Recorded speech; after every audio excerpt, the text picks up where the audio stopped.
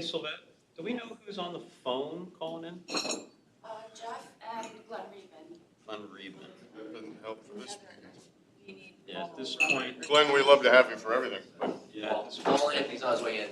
oh, good. So is Bob Brooks and Jessica Kershaw. Well, look at that. there you go. I'm up to date. So. How are you? Paul, Yeah, we just need one more and we got a quorum. I'm good, sir. How are you? Good. Yeah. Yeah, it's been.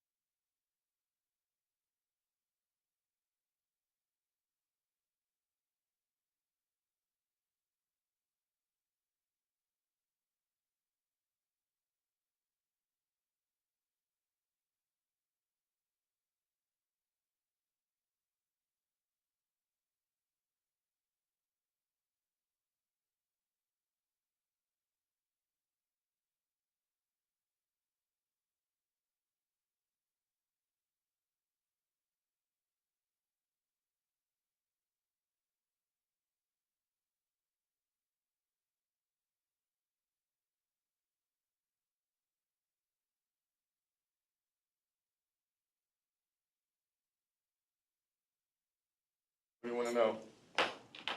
Good. Yep. Okay. Public comment? No public That's comment. not in this thing? Okay. Welcome, everybody, to the Finance Committee meeting, the August Northampton Airport Authority Finance Committee meeting. There's no public comment, so we're going to go right to the action items. You were sent the June and July minutes. Can I have a motion? Can we do both? So moved for both. Second. Robert, second. All in favor? Aye. Aye. Thank you. Aye. Except, oh wait, the approval of the minutes, I'm sorry, accept the financial statements. Next thing. Let's do the same thing. First, second. Let's hear them first. Yeah. I mean, you wanted to prove them without even hearing them, you guys. Let's hear them. I'm sorry. Take it away, Todd. They are, it is a good report, by the way. It does work. Good morning. Good morning. Walk through July's financials. You're going to actually approve June and July, but we're going to go through July because obviously that's the most relevant. Always start off with the traffic. July was our best month that we have on record as far as monthly traffic. You can see we're at 97,652, slightly above number 2, which was in August 03. And I think we were like 0.5% higher than in 2000, our second best number, which was last year, 97,221. You see that there for July 2021. And just for people that are keeping track, we're about almost neck and neck with year-to-date 2019 as far as traffic. And for us, when you think about traffic, 90,000 is a good benchmark. So if we're over 90,000, that's a good number. We've had 90,000 in traffic and monthly traffic 8 times on record. And we've had 2 of them already this year. So that's good stuff. Just, again, we all know this, but note that Allegiant is more than all other carriers combined. Right. And Allegiant, and I'm telling you, Frank, I'm going to have to slide you a couple bucks or something on the side there. But Allegiant represents now about half, a little slightly over half of our overall traffic. And you can see what's marked in green here for 2019 for the other carriers. We're still about 20% below where we were in 19 year-to-date for the legacy carriers. So you can see, most of our recovery has been Allegiant-based. kind of following through what I said about the traffic here, monthly traffic trends. You can see we're almost up to where we were in 2019.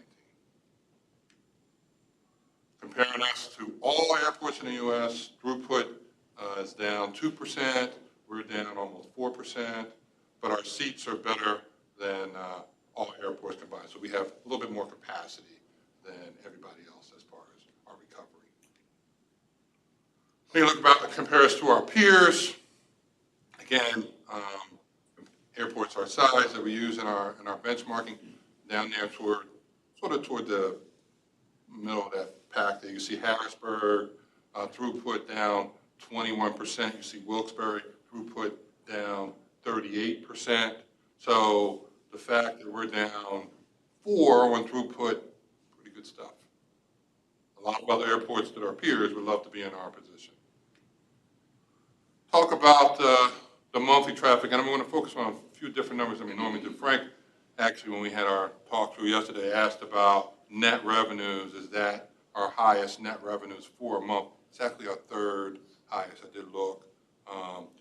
December of last year, we were at 2.7.5, and July of 19, we're slightly ahead of that number, 2.7-ish. But again, a good number. I actually focus on the number at the bottom there, which is the net income, but it's nice he likes to focus on the net revenue. Again, it's kind of all.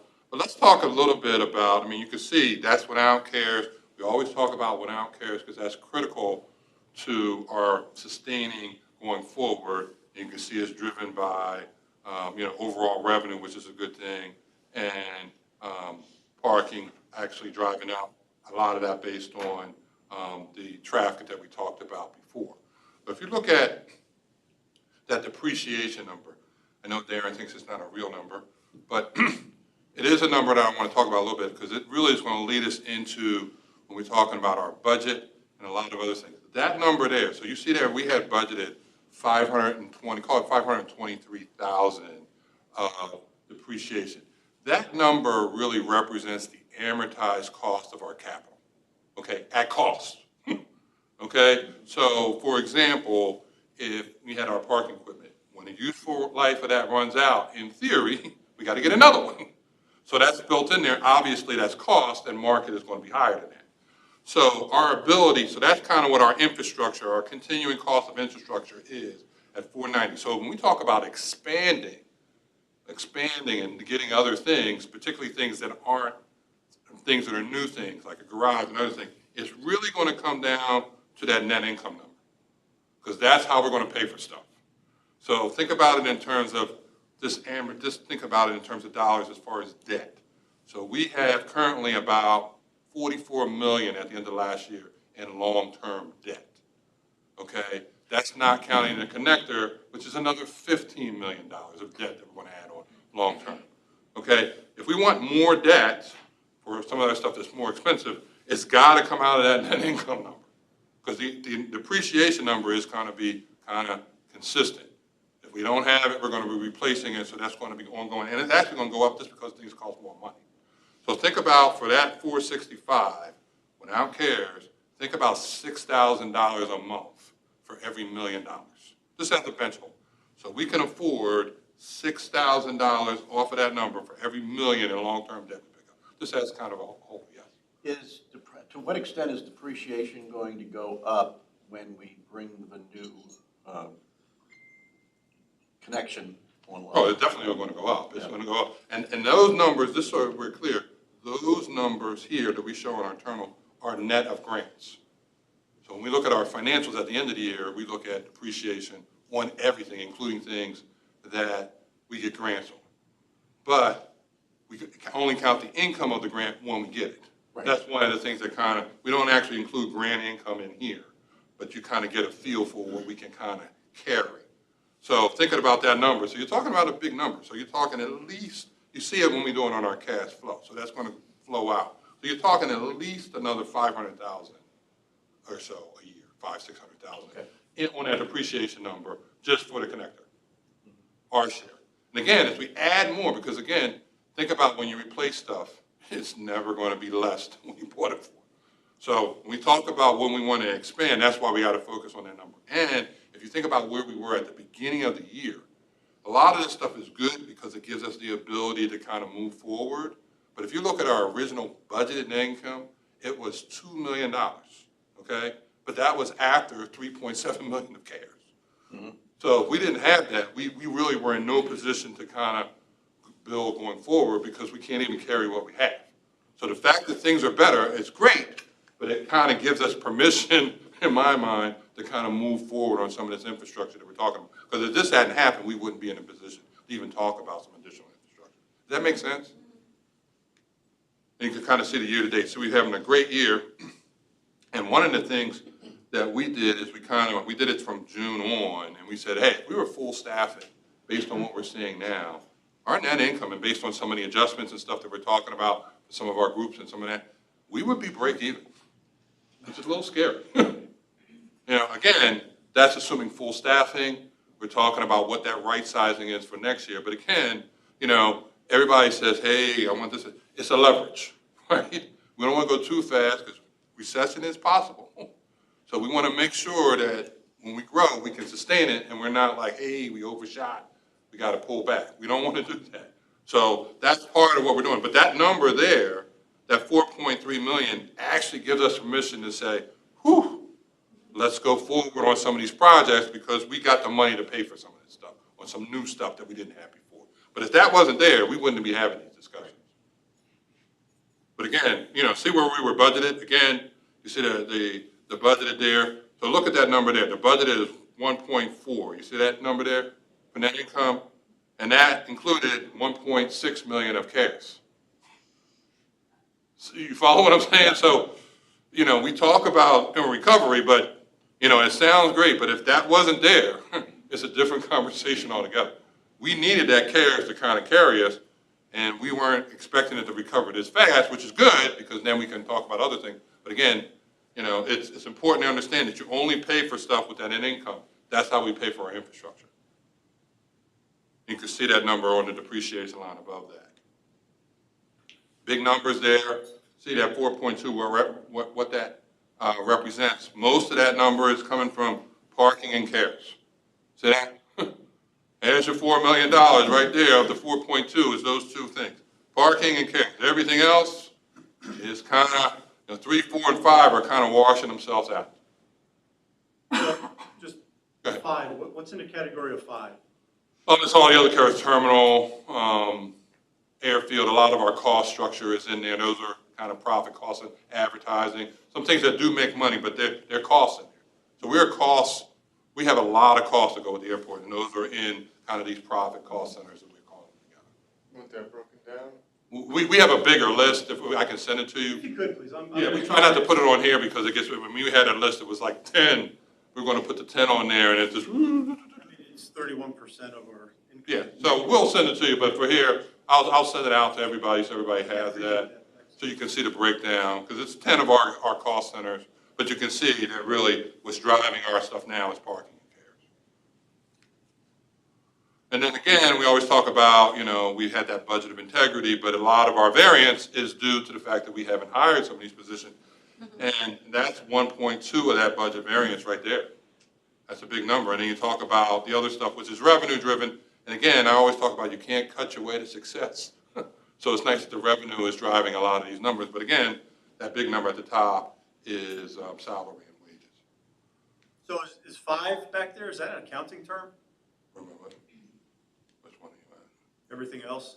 Everything. I'm not counting, so I'm just curious. No, well, we try to do it so it's not so cumbersome on the screen. We can put them in there, but it's just kind of, we're trying to cover the big items here so you can get a feel, because obviously you can go down and some of these numbers start to get really small. Right, I understand.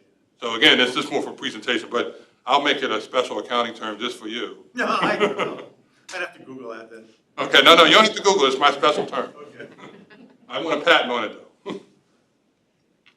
All right, and then kind of breaking down that a little bit more, we talk about, again, what's making up our variance, and it is kind of personnel costs, and that includes the cost of sales, which are rolled up in there, which is, for the month it was -7, and then non-personnel, which are rolling for the year about -8. So again, you can see that a lot of our costs our savings in budget is driven by personnel, but we are saving money on the other items as well. We talked about our FTE count, which is kind of, we've already talked about that a little bit, but we've been spiking up some. We're getting a lot closer to the budgeted number. We budgeted some seasonal positions, so that's part of the reason for June, July, and August because of the spike in traffic. So that's part of the reason that those FTEs are somewhat higher in June and July, but you can see that that trend is going upward. Then we took our cash flow again.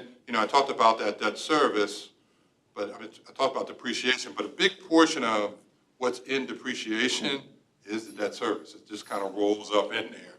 And this is cash, but a big portion of our depreciation is the stuff that we're paying debt on.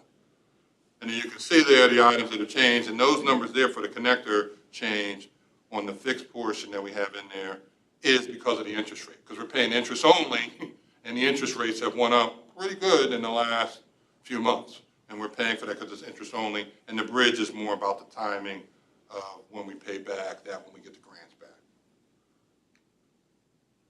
Again, to kind of see some of the changes is merely about the timing of some of this stuff. And some of this stuff could change pretty small, but I always make a note of what changes, because obviously the big impact on cash is going to be the infrastructure from month to month.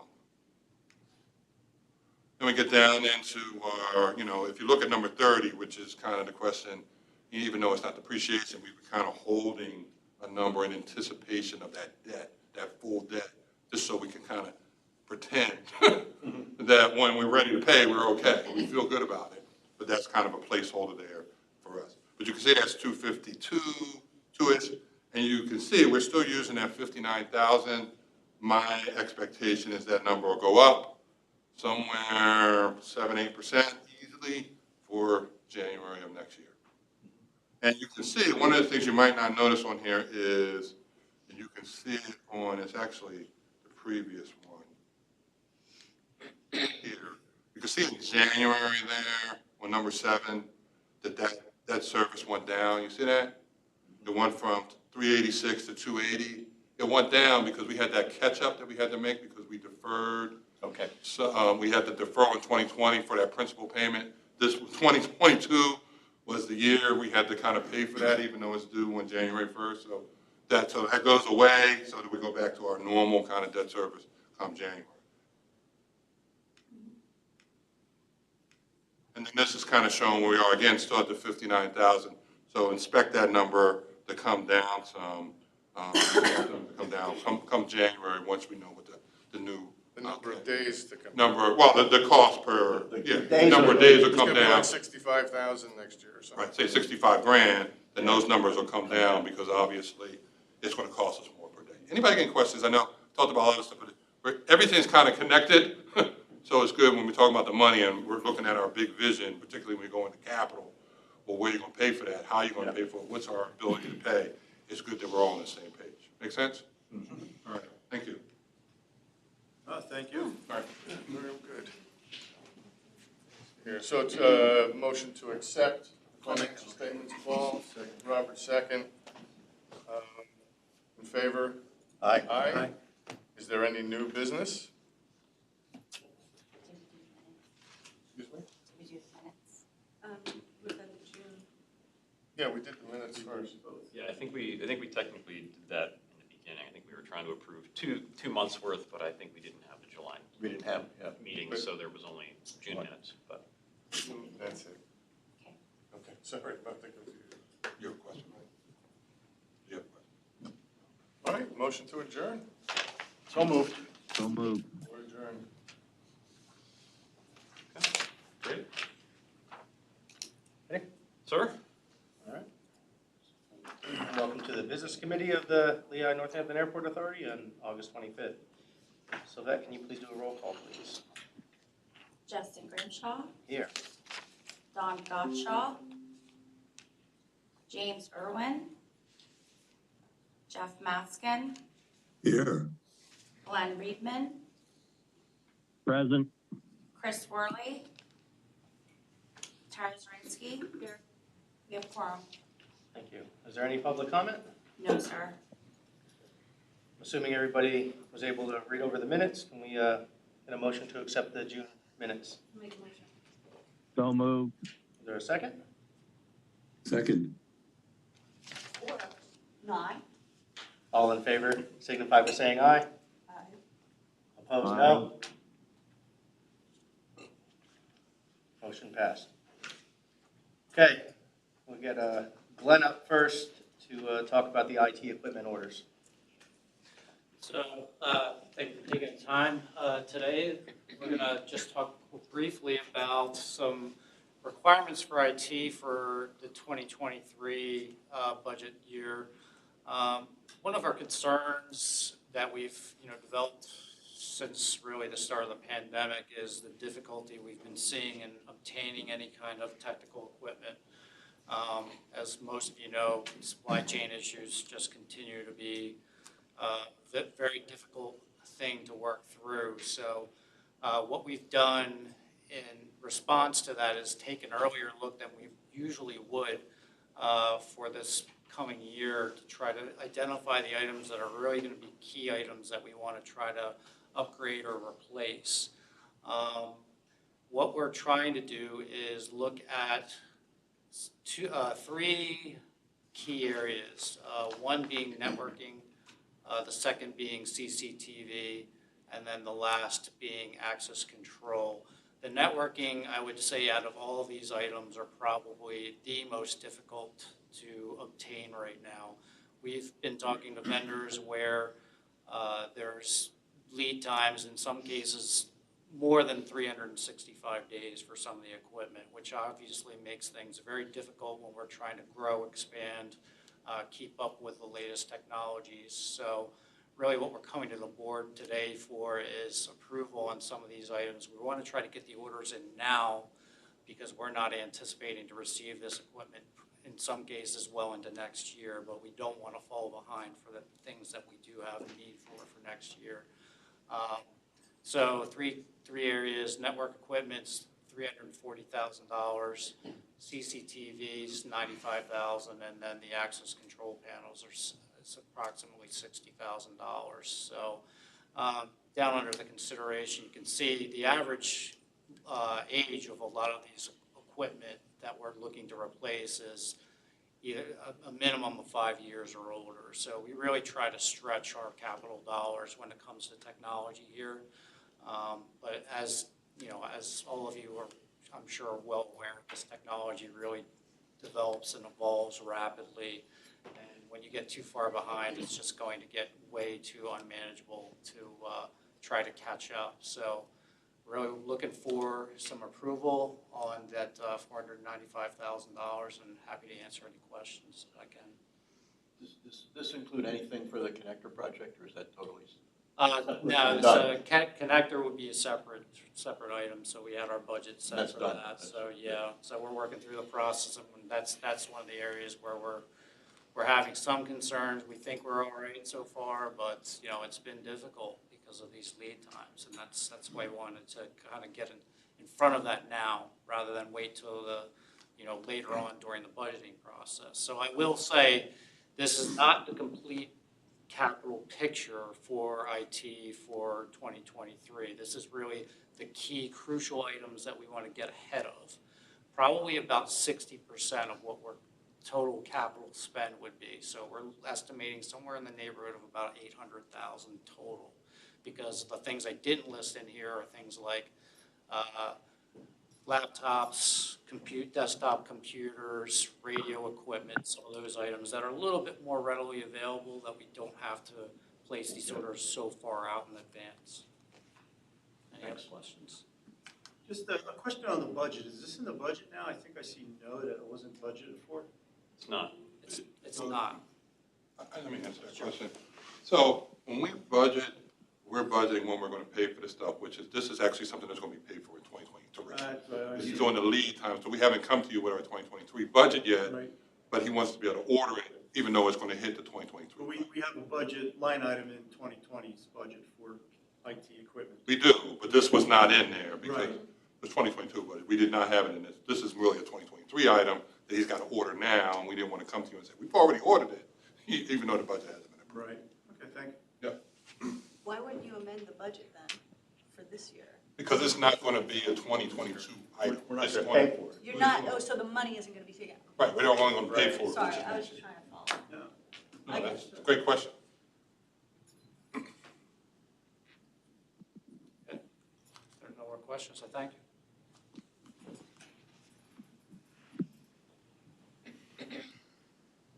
All right, if nobody has any more questions, get a motion to approve not to exceed 495,000 for those three So moved. IT items. Seconded. Any questions on the motion? All in favor signify by saying aye. Aye. All opposed say no. Cool. Ayes have the sword. I know I didn't hear everybody yet, but anyway, so. Ooh, Ryan, you're a little ahead of yourself here, pal. Just giving you. It's gonna be Darren. Oh, is it? Yeah. I think we're gonna switch it up. Want to switch? Based on, probably covering one of these items in exec session. Yeah. Don't you want to do the Cisco with Darren? If we can do the Hangar 7 You wanna do restroom that renovations, if that works for you. That's fine. All right, Ryan. Head on up there. We'll jump to action item E, which is approval of the bids for Hangar 7 restroom renovations. All right, thank you. Good morning, everybody. So just want to run through this project a little bit. It was on our 2022 capital budget. Again, looking for approval of the bids to renovate the Hangar 7 restroom. So some information on top, a little bit of, the age of the restrooms. It's been probably over 30 years since we've addressed them. In terms of meeting the latest ADA standards and air quality, we're actually relocating one of the offices adjacent to the two existing bathrooms and expanding both the men and women's to actually add some capacity, as well as, again, just having that ADA accessibility into the space. As part of it, we're also upgrading, other than just the new finishes, the windows, HVAC, again, from that air quality perspective. I've scrolled down a little so that we received 10 bids as part of this project. Again, it's a multi-prime as required per the Separations Act. We did open bids earlier this month on August 4th. You can see, based on the review, lowest responsive responsible bidders listed there. So for general construction, Bracy Construction, plumbing, Guy Cooper, mechanical, Universal Industrial Services, and electrical contractors, Wind Gap Electric. So you'll see the total costs around $420,000. We actually budgeted $530,000 in our capital budget, and that number is actually about $87,000 less than the engineer's estimate once we actually went through the design. So really happy with the numbers that we received. As most of you are probably aware, those names sound familiar. 3 of the 4 contractors are currently here on site working on the connector, obviously having good relationships with them. We haven't worked with the mechanical contractor as of yet, but based on everything we received, conversations with them, they're able to perform the project, have good references and relevant project experience to perform the work. Construction durations anticipated to be 90 calendar days, so going through award, everything goes according to plan. We'll start hopefully sometime later in September. And again, just looking for approval to award the bids as listed below, but basically general contracts to Bracy, the amount of $244,750. Plumbing, Guy Cooper in the amount of $78,430. Mechanical for Universal Industrial Services in the amount of $53,530. Electrical for Wind Gap in the amount of $43,857. And again, the total construction cost is $425,667. Any questions? This isn't in the crew lounge or anything, this is strictly the restroom, is that correct? Correct. Yeah, just the public restrooms in Hangar 7. Any questions? Oh, I guess we'll go for an approval of the bids as presented for Hangar 7 restroom renovations. We have So a moved. second? I'll take a second. Thank you. Any questions on the motion? Okay, those in favor signify by saying aye. Aye. Opposed, no.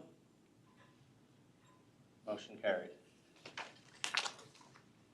Ryan, you might as well stay up there, and we'll go right to the Resolution 7277, the amendment. Great, all right, thank you. So we actually presented this grant acceptance in June. Since that meeting, we hadn't received the grant offer yet, and that's actually because the FAA had been trying to get us more funding for the runway project to do some additional ad alternate that we had bid. So long and short, the only thing that's really changed is the FAA was able to get us an additional $2 million of funding for the runway. Really what that covers is some additional infield grading on the 2-4N near Taxiway Alpha and Alpha 1 connections. So really everything you see here are the new totals with that $2 million taken into account. So our federal share for this grant is now going to be $14,821,000. It was around 12 and change before. Again, you'll see the different shares, and based on the 90% federal, 5% from the state, our LNAA share only increases about $115,000. So of that $2 million, that's what's additional. Again, that's included in the cash flow for funding for next year. So again, as I mentioned, we should be receiving the grant hopefully next month. We actually, based on the FAA's calendar year, we're supposed to get it before the end of September. So again, just with timing, I wanted to bring this to the board now. Just so once it comes in, we can accept it. And again, you can see the new numbers. So Morrissey's, looking for approval for Morrissey's bid is now $14,260,402 based on those different ad alternates that we had when we bid back earlier this year. And then Aurora's contract for the inspection, construction management is $2,187,487. And then again, the grant offer, federal share is going to be $14,821,100. So any questions on that? I have one. Why are they giving us $2 million more? So we had been having lots of conversations with them about the program and how this being the 10th grant, they obviously want to help us complete the project. So again, part of that relationship discussions with them on here's the additional funding we need based on the ad alternates that we have bid. They were able to find some different money, whether if other airports don't spend as much on grants, there's additional funding kind of in the pot, so to speak. So it's really just working with them to try and get that additional funding, knowing the importance of finishing the program. Any other questions for Ryan? Hoping this one's pretty simple. Can we approve to resolution 7277 for the grant to receive more money? So moved. All right. I'm going to go through the process, but I'm hoping I'm not going to have a first no today, okay? So we have a second? Second. All right. All in favor? Aye. Opposed? Aye. Motion carried. Great, thank you. Somebody says no, we need to do a sanity check. Well, just while I was here, I didn't even know how to put that motion out.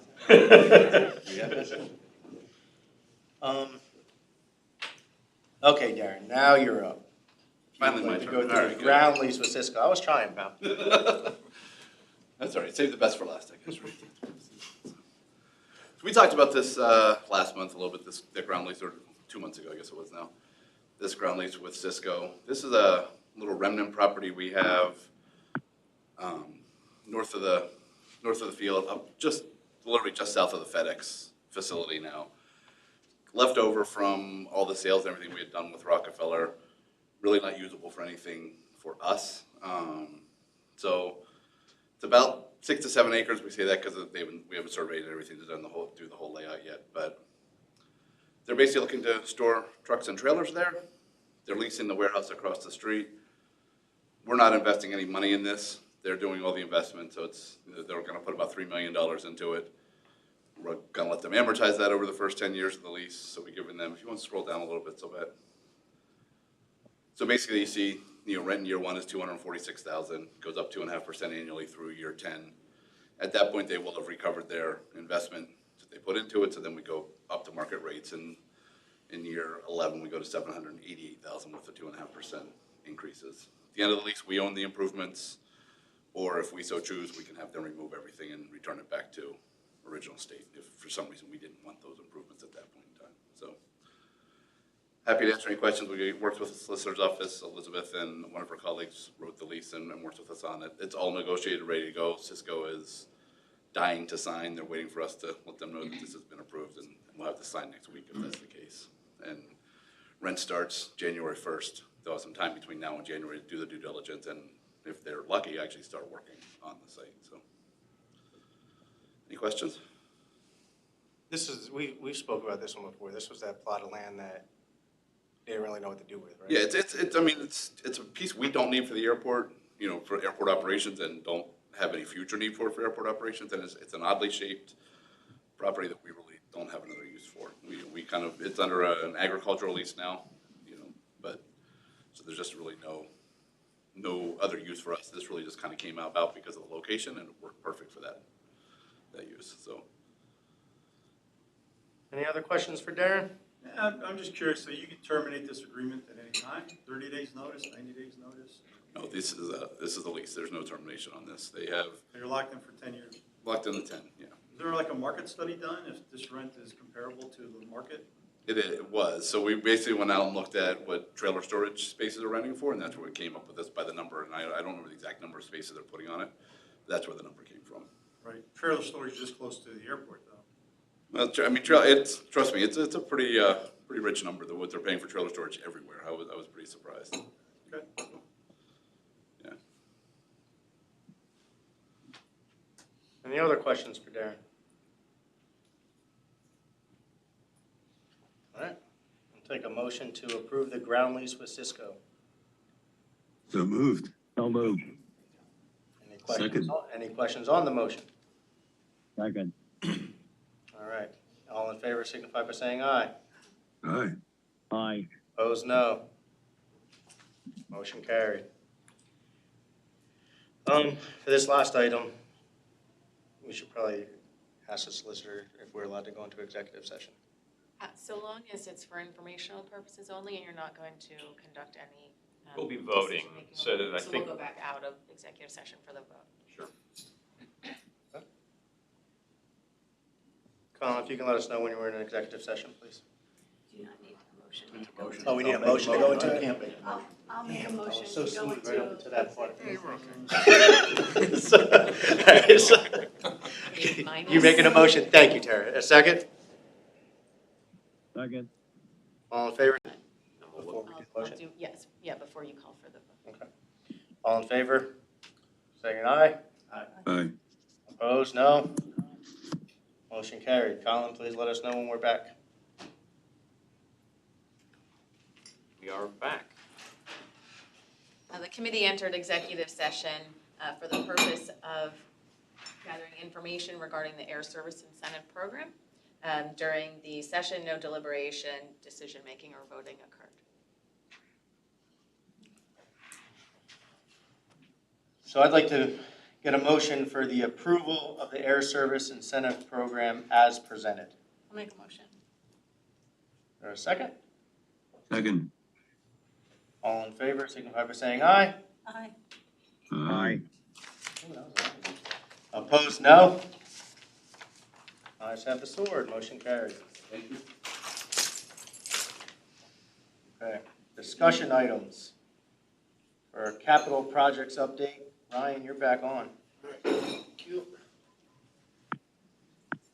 All right. So run through these slides here pretty quick. There we go.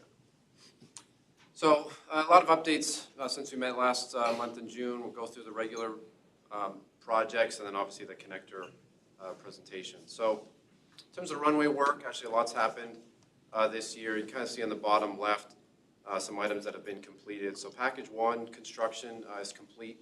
The last piece was this pink area here in the middle. Package 4, the under drain, which is that kind of dashed line next to the runway, has all been completed. They're currently working on taxiway Echo North up here in the blue, and this taxiway Echo South paving as well. Package 5, which is coming, we actually just talked about, there's that infield grading area in the green, as well as some of the other pavement improvements that they're doing. It's really overall status where we are. Kind of the lighter blue is substantially complete. And actually, I'll get into in a minute, but the center line lights, the green that was active actually just went back in service 2 days ago. So that piece is actually now complete as well. You can see, the areas we just talked about in terms of where they're working. Package 1, can finally say the project closeout is in progress. Working with the FAA, we've got the final numbers from the contractor, which I'll show a little bit later. Again, all the work's been done, coordinating with the FAA to get the closeout. And the real importance of closing it, other than making the FAA happy, is last 10% of a grant, you can't request reimbursement until you submit the closeout. So there's no numbers that you maybe have to give back. So getting this approved next month gives us about $1.7 million that we've been holding to get reimbursement. So that's the importance of pushing forward with the closeouts. Again, kind of see some of the work that they did this past month to get us to that point. Package 2, again, we're getting close to closeout as well. All project elements this past month have been completed. Again, working on some of the centerline lighting as well as one of the other packages. Only thing remaining here is the FAA doing the PAPI, which is the Precision Approach Path Indicator, the lights that pilots see when they're coming into land. Waiting on the flight check from the FAA for that. So having conversations with them. Hopefully next month that can get completed and we can move that one forward as well. Package 3, again, as I mentioned, they just actually finished this week the runway centerline lighting along the entire runway. Final grooving actually is ongoing this week, and then the final markings, you have to wait 30 days from the initial paving, so mid-September they're going to go do the markings, and then they're actually doing some concrete swale work on the north side of the field. Again, kind of see the photo there, in terms of the runway being closed, but as you can see, we still get operations in the middle of the night, with some of our cargo aircraft. Package 4, again, been doing the nightly closures. I talked about Echo North, Echo South. Under drain is all complete. And then next year, the taxiway Gulf Alpha 3 relocation will be moving forward. So we'll talk more about that as the project progresses. We talked about this a few months back, but the seam seal replacement for the runway 3-1 end has been completed. It was done back in July. And then, as we mentioned, we're going to program in next year's budget to do the 13 departure end as well. So that actually turned out very well. The inspectors actually said our maintenance team is doing a great job upholding the inspections monthly to keep the bed in good condition. But this obviously prolongs the investment that we made there. Moving on to Queen City, in terms of this grant with the design, as you know, we have the construction grant. The next piece of this is actually designing all the electrical components with the new lighting and the electrical vault that's required for spring of next year grant application cycle. So still some design work to do that'll be ongoing. In terms of this grant that we approved in June, we do have the paperwork. Grant's been executed, working with the contractor on the required submittal documents, and we actually had a call with them the other week to talk about schedule and timing, whether we try and start now or wait till the spring and do everything in one shot. So more to come on that in terms of timing, but that's progressing as well. And last but not least, working on looking at Braden. Again, anticipate next month project completion. The biggest thing we're waiting on, we've had all the inspections, a lot of follow-up. We're just waiting on the actual certificate of occupancy from the township in terms of what we need there. You kind of see since last month, they actually rehabilitated the parking lot, so it looks much better than it was before. And we're still working on some of the final elements with the awnings and the flagpole in that area. So more to come in terms of when that's complete, but we're waiting on the big thing is waiting on the C of O. And I mentioned some of the numbers from before, so you'll see number 1, kind of that closeout. That's the final, basically the final grant number. Working through that with the FAA, again, to get our reimbursement in place. You can see everything else is trending, well in terms of the contingencies as well as the contract amendments. So any questions on these projects? Great, okay. All right, the more exciting one. terminal connector. And they're all exciting. Okay. All right, so try and hit the highlights with this because again, lots happened in the last 2 months from you folks that have probably seen some updates that have come out. But you can see on top what's been done: the vertical circulation steel deck, the concrete masonry unit, block for the elevator shaft. The restroom work has actually been progressing very nicely. The framing and plumbing was in. See some photos there. Then ongoing vertical circulation wall formation. You'll see some photos.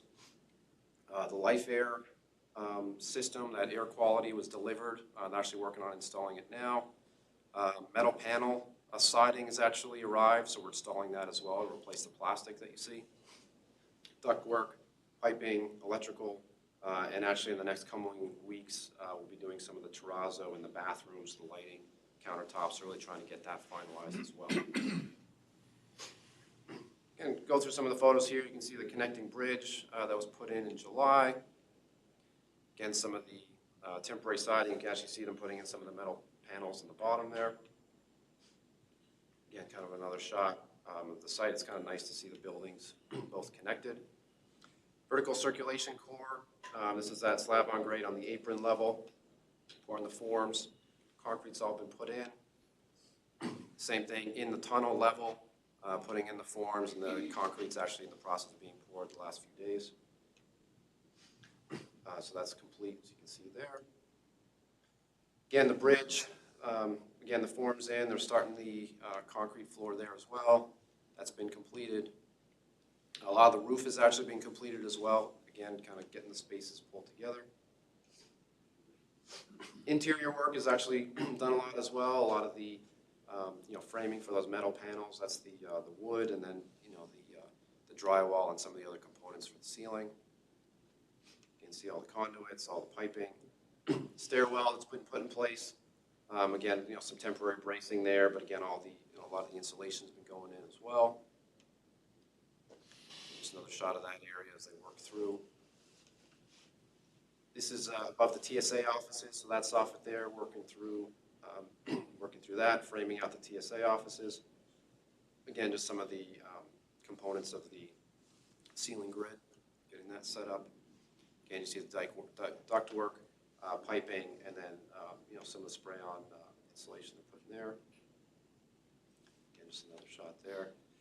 So this was the Life Air system that was delivered. I know they had some folks here, and it's actually nice to see a project manager that was here helping them escort. They were the one owner of the company was actually getting very emotional seeing it at an airport. The first airport that has a system. So it's great, again, being a local Valley company, to see that being installed here. So it was definitely good to put that in. This is one of the other AC units or HVAC units on the roof. Moving on to the bathrooms, you kind of see they're putting the subfloor in. Got, again, a lot of the framing done since last 2 months. You can see the tile work, all the plumbing's in place. Working on some of the lighting and fixtures. Again, see more of the tile work. Again, I've had some site visits. Just put that in there, as most of you have seen. And then moving on, kind of where we are, if you've seen, we're still working on, that phase 1, constructing the vertical core, waterproofing the tunnel. Just updated some of the renderings here. Again, where we are, you can kind of see percentage-wise, just over, right around 57% total completion. You can kind of see the different areas. We did add, I think, since last month, the HVAC components within the space. The vertical core now up to 68%. Again, phase 2, actually, part of that has been completed with the steel work, working on the building shell. Again, the apron pavement's coming next, the elevators, escalators. So a lot can be happening in the next few months as well. And again, phase 3 is, when we work through the tunnel, when we get to that point. Again, where we are, we talked about grant funding before. You've seen some announcements, so we updated our numbers there. Still waiting on that community project funds amount. Again, schedule right now, still holding where we are with finishing the building shell actually later this month. And you can see the numbers have all been updated based on what we presented back in June. And really our spent to date is right around that 12 million number the expenditures to date there. So I believe that's it. Any questions? Great. All right, thank you. Who's going through the Braden? Good question. I can, You wanna do it? sure. You gonna stand up in a little spot? If you'd like me to, yeah. You're fine there. All right. The next discussion item. Yeah, it did. It's been letting me know to. The next discussion items for the Braden Management Agreement, that's the Spirit Wings that we did roughly 6 months ago. Right. So yeah, just wanted to bring this item back for discussion. I know when we brought this originally to the board, the committee and to the board for approval, within that conversation, there was discussion, I think Mr. Grimshaw brought that forward to just talk about the concern about outsourcing some of the work. And again, this was asking one of the existing service providers at Braden, Spirit Wings provides the aircraft maintenance service there, to also handle some of the activities to manage moving aircraft in and out of hangars and so forth. Effectively, we had 2 employees from our line services group with the authority who ultimately were reassigned over to Queen City Airport as part of that. And we just wanted to circle back. We do have a 6-month cancellation provision, so this kind of lines up if we needed to do something with with Spirit Wings, we would need to do that in September. So we wanted to bring it back and just sort of let folks know our perspective on it. I think we've done some outreach internally to see how the service is working. We've done spot checks along the way. I know we've even spoken to some previous board members who actually are tenants at Braden, just to get a gauge of how the service is working. And all reports are positive. And I don't know, Darren, if you had anything else to add to kind of what we're hearing about that service? No, I think, as Tom mentioned, I spoke to Chuck Diacon, who's been a tenant there forever and probably one of the more active tenants down there. He's, from his words, it's going very well. They're very happy with the service. And as I think as he put it, not to take anything away from what we were doing there, but it just makes more sense because these guys are there all day long doing other things, so the days when there's not a lot of activity at Braden, they're not just sort of sitting around waiting for something to happen. They've got other things going on. But yeah, and, been down there, we still are overseeing that management. Kimmy Eisenhardt, who oversees Queen City and Braden for us, stops down on a regular basis to make sure things are being taken care of. One of our other line service employees who lives right there and works at Queen City also stops in from time to time to make sure things are being done. And, no one has had anything bad to say. I actually stopped down last week myself and things look great. They're being, things are well kept. They're good. Things look, from our perspective, it's working exactly how we hoped it would work. And, I think it just makes sense to continue that up as we go. Okay. So really, it was just, again, to provide some information and make sure that the group was comfortable continuing to move forward in that agreement. Okay. Any questions about the Spirit Wing with Braden? All right.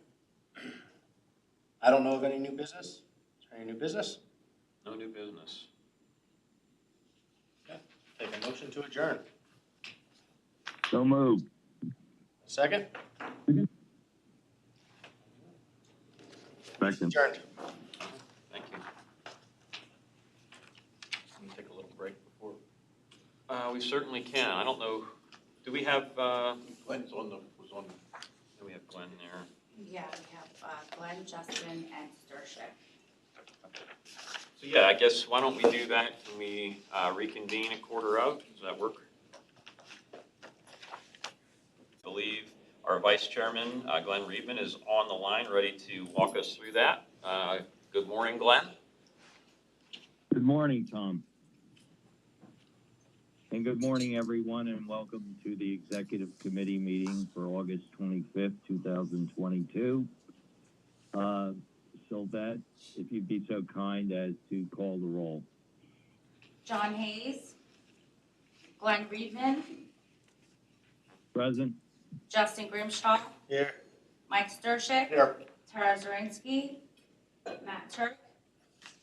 We have a quorum. Okay, thank you. Thank you, Sylvette.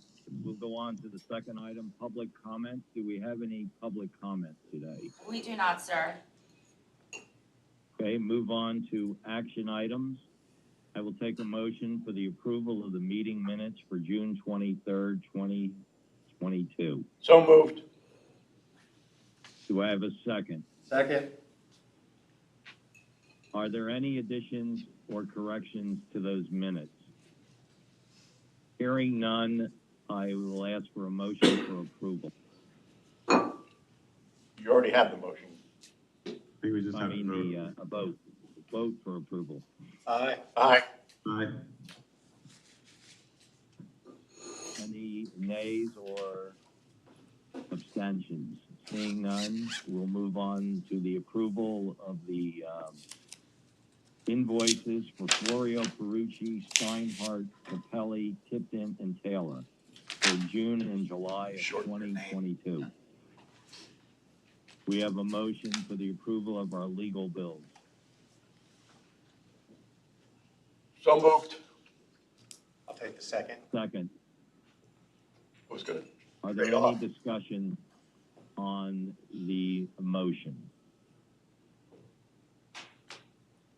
Hearing none, I will take a vote for approval. Aye. Aye. Any nays or abstentions? We'll go to the first discussion item, the hotel plan and deal structure presentation. Okay. Mr. Vice Chair, is it possible that we could move our department update with Mr. Connors to the front of this list? All right, we'll go to discussion item C, Operations and Safety Department update. Take it away, Steve. Thank you, Mr. Chair. Good morning, everyone. What I thought I'd do this year, or for this update, is talk about our Part 139 inspection. So we always kind of blow through Part 139. We say that quite often.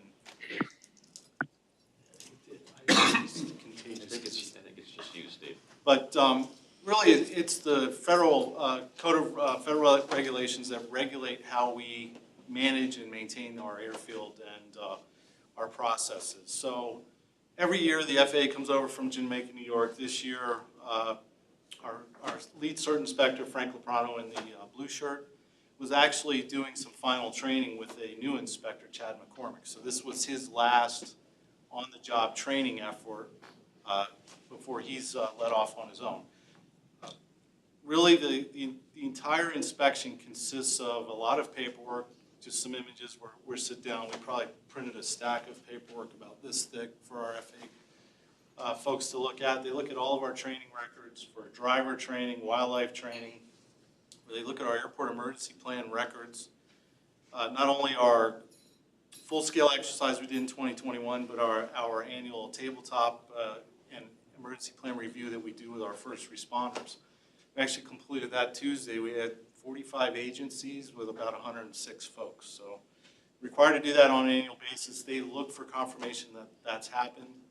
How we self-inspect the airport. So this is our operations and maintenance folks going out and making sure that all light signs and markings are correct. So a 2-day effort. Brought some photos. Sylvette, can you advance the slide one for me? So we go out in the air, after we do all the paperwork inspection, we go out during the day and nighttime and inspect all of our lights, signs, pavement, markings, grass heights. PennDOT is actually here. They're doing runway end surveys. The obstruction study or obstruction removal we just did at Queen City. This is kind of what PennDOT's looking at here also. Just some images of what the airfield looks like daytime, nighttime. This is actually work holding position and actually paint that our maintenance department has applied. So our maintenance crew goes out and refreshes and applies all these markings. Really have a conscientious group. When they lay down these markings, they want someone to say, "Wow, who did these markings?" Not "Wow, who did these markings?" kind of thing. So the other piece was we did about 22,000 pounds of liquid tar crack sealing on our crosswind runway this spring. So that's the lower left-hand image there. Once again, daytime, nighttime images of our inspection. We also drove pretty much the entire perimeter fence line at some point. That's the power button. That's right. There we go. Another piece of the inspection, and vitally important, we talk about this quite a bit, is our airfield, our aircraft rescue and firefighting, ARF. We are required to have ARF on station whenever we have commercial air service. Our current index is Index C, which requires a two vehicle response. But we go over to the station and crawl around all of the fire trucks. We look at all of their bunker gear, turnout gear. All of that equipment has expiration dates, so we're making sure that equipment is within their expiration period and serviceable. We do a timed response drill, so the inspectors, Brian and I, go out in the truck and we sit at the midpoint of the airfield. We call the tower picks up the hotline and dispatches our fire department to the midpoint of the airfield to flow water. So they have to roll out, cross the runway, and dispense water as a part of a timed response test. They have 3 minutes to get there with the first vehicle, and the second and any other remaining vehicles need to be there within 4 minutes. And you can see we made it by 2 seconds this year.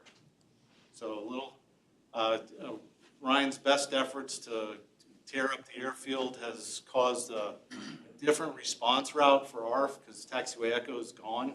So they had to kind of wendle their way across the airfield on a different route, and it got there within 2 seconds.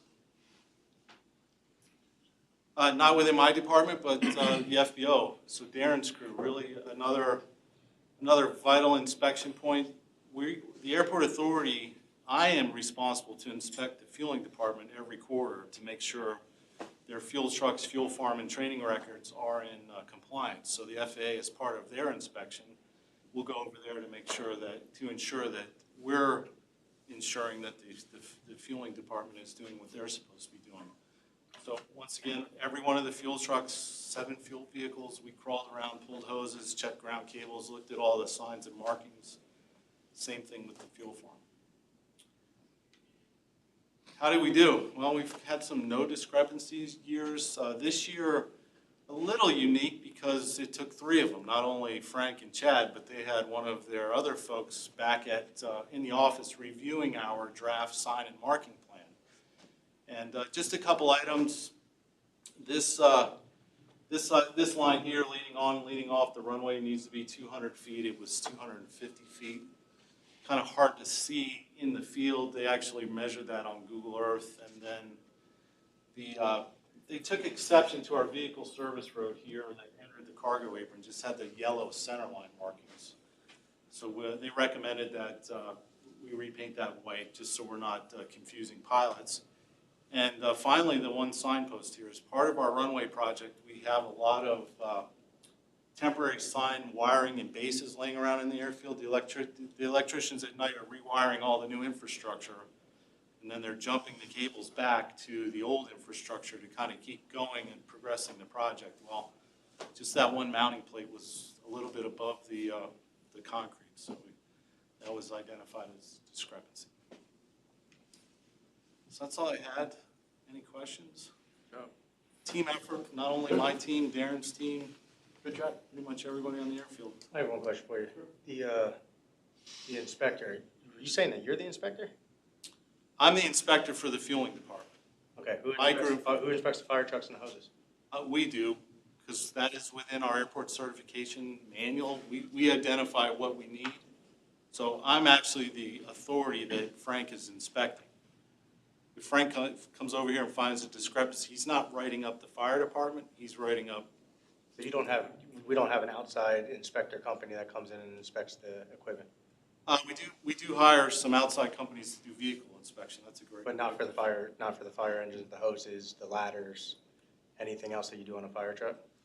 We do have some. I can get the list for you. The reason I'm asking is because I used to do that. So occasionally I used to help out on that. but like I know like all military bases, it's an outside source. Anything that's government regulated is an outside source. All fire departments are an outside source. In Bethlehem?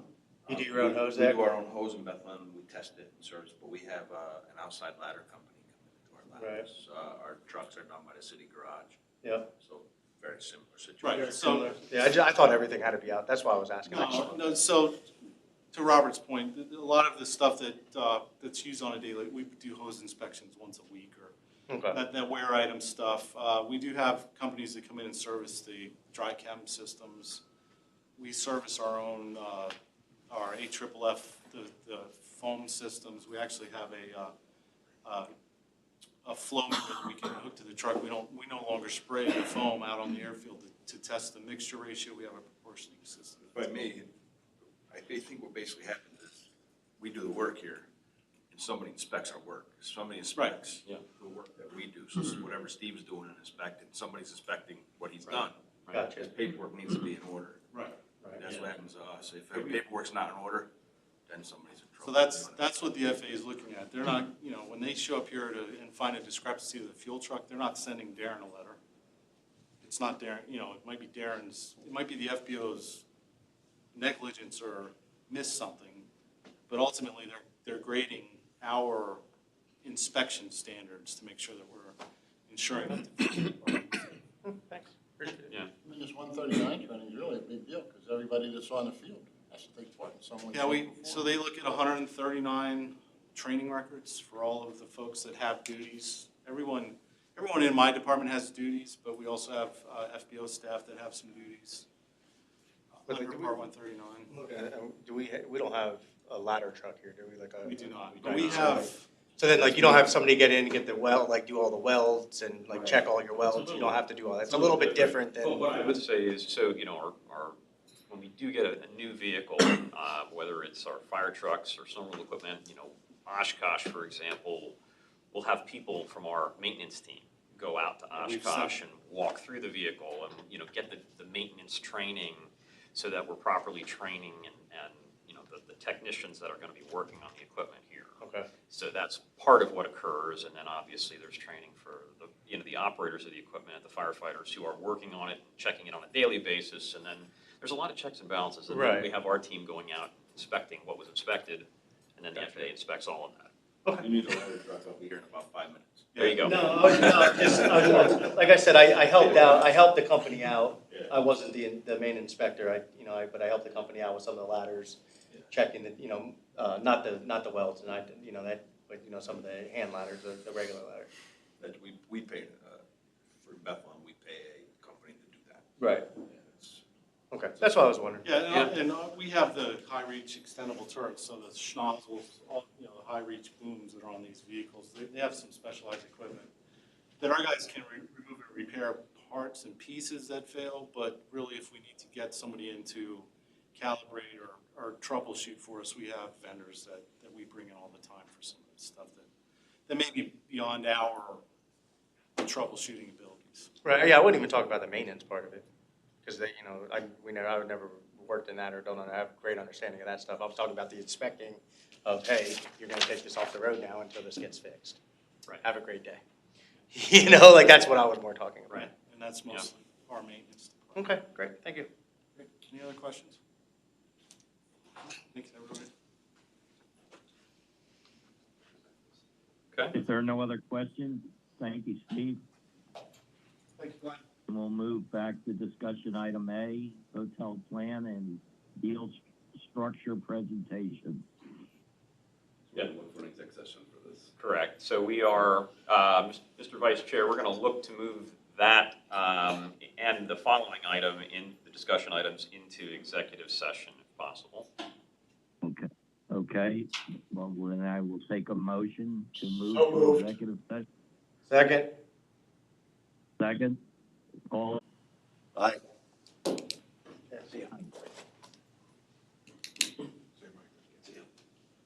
So are you going to do the recap first and then? All right. Justin, We are back from executive session, back in public session. The committee went into. Colin, are we ready to go? We are. The committee went into executive session for the purpose of discussing real estate. was for informational purposes only and no deliberations, decision-making, or voting occurred. Okay, Darren? Sure. So just a little bit on our rates and charges. Is there any new, Just, we need 1 second, Glenn, just to run through this last slide here that we have on the screen. I'm sorry, it's tough to chair a meeting on a phone. No worries, no worries. So lots of factors that influence airport cost structure. Comparing between different airports is tricky because they all have their own factors that influence revenue and expenses. Non-aero revenue, extremely important to us. We're going to continue working on that. And again, cost is just one factor that airlines consider when making service decisions. So it just goes back to that. If you've seen one airport, you've seen one airport. We're all a little different. Thank you. Thanks.